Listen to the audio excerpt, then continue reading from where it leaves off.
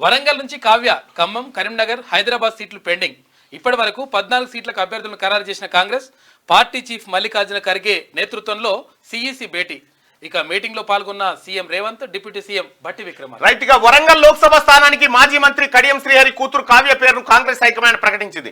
ముందు నుంచి పెండింగ్ లో ఉన్న కరీంనగర్, హైదరాబాద్, ఖమ్మం స్థానాలను మరోసారి హోల్డ్ లో పెట్టింది. ఈ మేరకు సోమవారం రాత్రి వరంగల్ ఒక స్థానానికి మాత్రమే కాంగ్రెస్ అభ్యర్థి పేరును ప్రకటించింది. సోమవారం పార్టీ అధ్యక్షుడు మల్లికార్జున ఖర్గే నేతృత్వంలో ఢిల్లీలోని ఏఐసిసి హెడ్ ఆఫీస్ లో కాంగ్రెస్ సెంట్రల్ ఎలక్షన్ కమిటీ భేటీ జరిగింది. ఈ భేటీలో సిఇసి సభ్యులుగా అగ్రనేత సోనియా గాంధీ, కేసీ వేణుగోపాల్ పలువురు హాజరు కాగా తెలంగాణ నుంచి రాష్ట్ర incharge Deepa Das Munshi, PCC chief CM Revanth Reddy, deputy CM Bhatti Vikramarka హాజరయ్యారు. అరగంట పాటు సాగిన ఈ భేటీలో మిగిలిన 4 స్థానాల అభ్యర్థుల ఎంపికపై చర్చించారు. పార్టీలోని బలమైన నేతల చేరికలు, స్థానిక సర్వేలు, ఇతర అంశాలను పరిగణలోకి తీసుకొని తాజాగా రాష్ట్ర నాయకత్వం అందించిన అభ్యర్థుల లిస్టుపై ఖర్గే, సోనియా, ఇతర నేతలు చర్చించారు. అయితే ఇందులో 3 స్థానాలపై ఏకాభిప్రాయం కుదిరిన ఒకరి పేరును మాత్రమే హైకమాండ్ రిలీజ్ చేసింది. దీంతో మొత్తం 17 స్థానాల్లో 14 స్థానాలకు అభ్యర్థులను ప్రకటించినట్టు అయిందంటూ ఒక వార్త. ఇక్కడ ఇంకొక 3 స్థానాలు మాత్రమే. వరంగల్ కాంగ్రెస్ పార్టీ లిస్టు,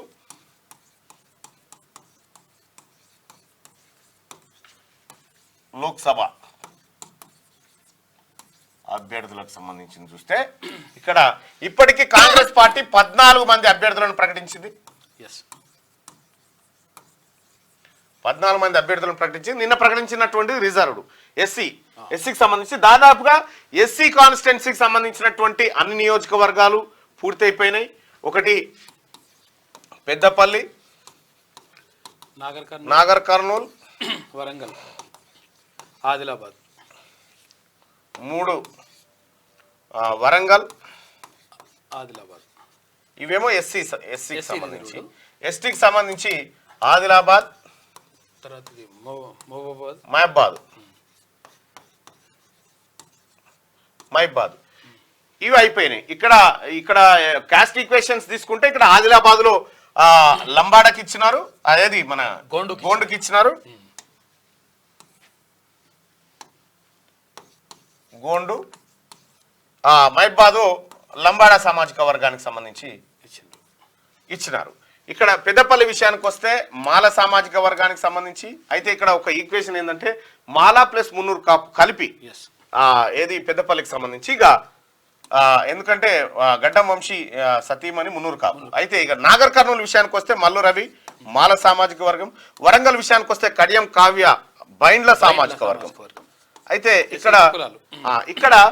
ఇక్కడ మాదిగలకు రాలేదనేటువంటి ఒక చర్చనైతే జోరుగా సాగుతా ఉంది. ఇక మాదిగలకు సంబంధించి ఇప్పుడు కంటోన్మెంట్ ఎమ్మెల్యే అక్కడ చనిపోయింది కదా లాస్ట్. కంటోన్మెంట్ కు సంబంధించి అభ్యర్థి విషయంలో అద్దంకి దయాకర్ పోటీ పడతా ఉన్నాడు. ఆయన కర్మనో మరి ఏమో తెలియదు. ఆయన మాల సామాజిక వర్గం అయ్యేసరికి ఇక్కడ కూడా ఆయన కార్డీలు ఎదురైతే ఉంది. ఇక్కడ మరి మాదిగ సామాజిక వర్గానికి ఇస్తారా, మళ్ళీ మాల సామాజిక వర్గానికి ఇస్తారా అనేది చూడాల్సినటువంటి అంశం. ఇది ఇప్పటిదాకా రిజర్వ్డ్ స్థానాలకు సంబంధించినటువంటి వాళ్ళు. ఇక ఒక్కసారి జనరల్ స్థానాలకు సంబంధించినటువంటి కాంగ్రెస్ అభ్యర్థుల లిస్టు చూస్తే మహబూబ్ నగర్, 2 భువనగిరి, 3 నల్గొండ, 4 చేవెళ్ళ, 5 మల్కాజ్గిరి, 6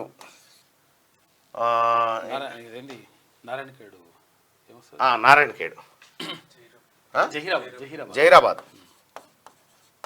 జహీరాబాద్. ఇక 7 మెదక్, ఆ తర్వాత నిజామాబాద్, 8 నిజామాబాద్,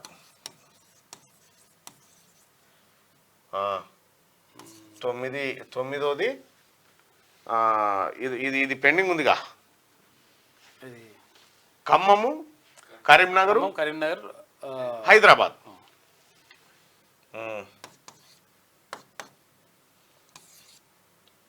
ఖమ్మం, కరీంనగర్, హైదరాబాద్. రైట్. ఇక్కడ ఇవి 5 ప్లస్ ఈ 11 అవి 5 ఎంత అవుతున్నాయి 16. ఇంకొకటి కావాలి కదా, ఇంకొకటి ఏది కరీంనగర్, ఖమ్మం, నిజామాబాద్, మెదక్, జైరాబాదు, మెదక్ వచ్చింది, మహబూబ్నగర్లో నాగర్ కర్నూలు నాగర్కర్నూలు పోతుంది. ఇంకో జనరల్ స్థానం ఏది మల్కాజ్గిరి వచ్చిందిగా, వచ్చేసింది. మల్కాజ్గిరి అయిపోయింది, ఇటు అయిపోయింది, ఆదిలాబాదు అయిపోయినాయి, నల్గొండలో 2 వచ్చేసినాయి, మల్కాజ్గిరి, చేవెళ్ళ, సికింద్రాబాద్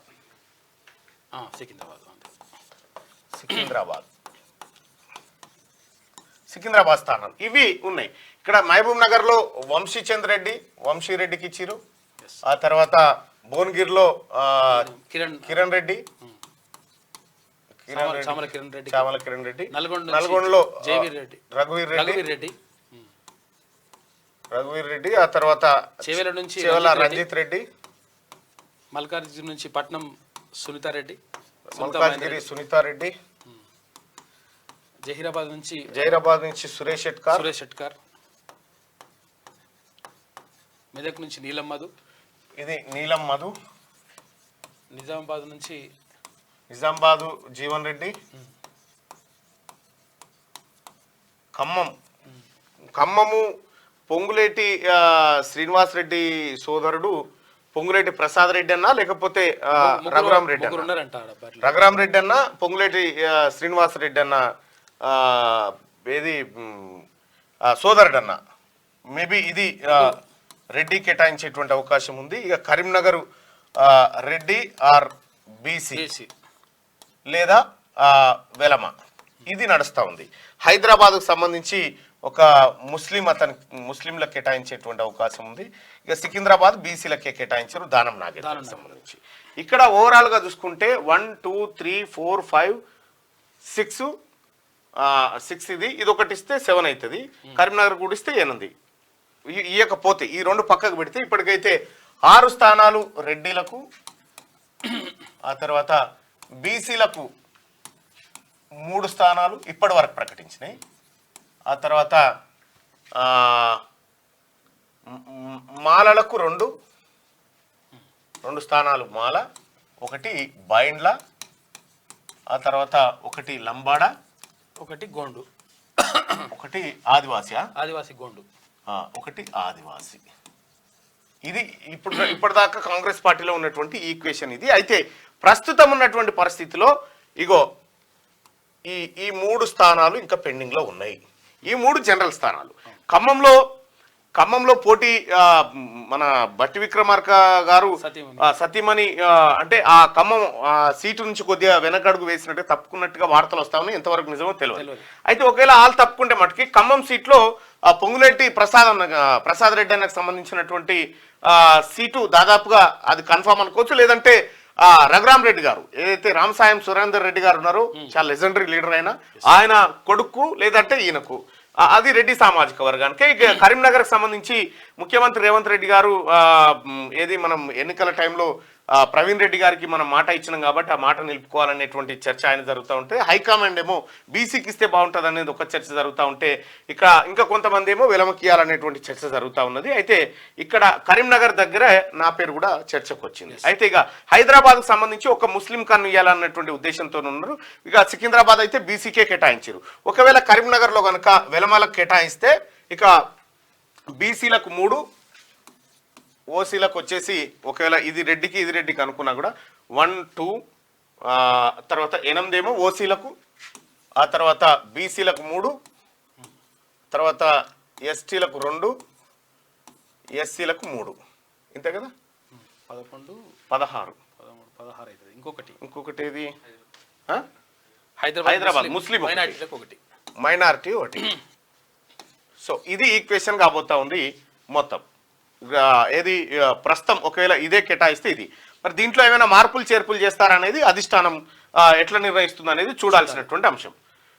సో అలాగే మిగతా పార్టీల విషయానికి వస్తే మిగతా పార్టీలో బీఆర్ఎస్ పార్టీ బీసీలకు 6 సీట్లు దాకా కేటాయించినట్టుంది. భారతీయ జనతా పార్టీ 5 సీట్లు కేటాయించినట్టుంది. ప్రస్తుతానికైతే కాంగ్రెస్ పార్టీ 3 సీట్లని బీసీలకు అకామిడేట్ చేయగలిగింది. ఇంకొక సీట్ ఏమైనా అరేంజ్ చేస్తారా మరి లేకపోతే ఇంకే ఎలాంటి ఆలోచన ఉందనేది తెలియదు. అయితే బీసీలకు ఇక్కడ జరిగినటువంటి అన్యాయాన్ని ఆంధ్రప్రదేశ్లో పూడ్చాలి అనేటువంటి ఒక చర్చ కూడా జరిగినట్టుగా తెలుస్తా ఉంది.